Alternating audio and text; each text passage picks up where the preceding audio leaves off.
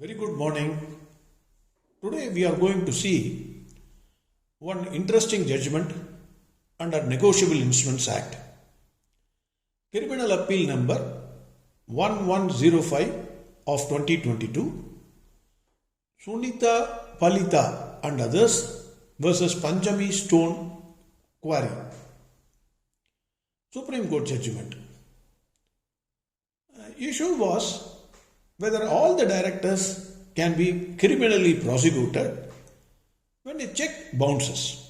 This was the issue before the Supreme Court. The facts of the case.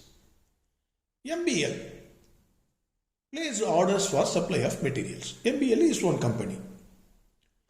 Pursuant to the purchase order, PSQ, another company, supplied materials and raised bills. In discharge of the liability, MBL issued a check. The check was signed by the managing director. Unfortunately, the check was dishonored with endorsement, account closed. A demand notice was issued by PSQ. MBL did not pay or filed a reply also. A complaint was filed against the company, that is MBL, its managing director, and all the other directors on the ground that they were in charge of day-to-day operations of the company. The directors filed a petition under section 482 before High Court on the ground that they are non-executive directors and they are not in charge of the day-to-day operations of the company and no useful purpose will be served by requiring their personal attendance. High Court rejected the petition. High Court said, no, you must appear. On appeal, Supreme Court held. Supreme Court approved the view. Point number one.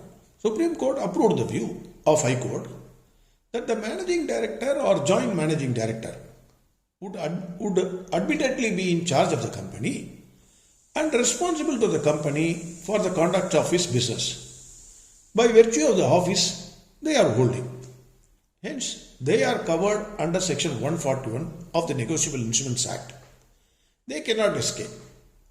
Point number two. The other directors are not signatories to the check. Every person connected with the company does not fall within the ambit of section 141. It would be travesty of justice to drag directors who may not even be connected with the issuance of the check or dishonor thereof, like Director Personnel, Director Human Resources, etc., in the criminal proceedings. This was point number two. Point number three. The accused directors are non-executive directors and not involved in day-to-day operations of the company.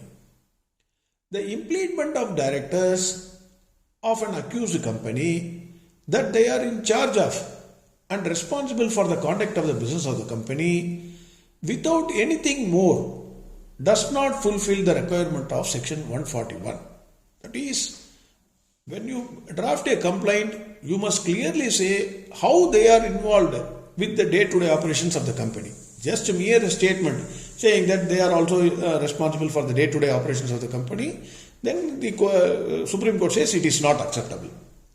Fourth point. In any case, summoning a person cannot be resorted to as a matter of course. The order must show application of mind. Supreme Court in this case quashed the complaint itself filed against the non-executive directors.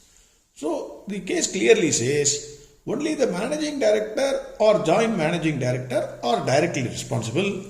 Other directors are not responsible unless the complainant proves that they are involved in the day-to-day operations of the company. Thank you very much. Have a great day.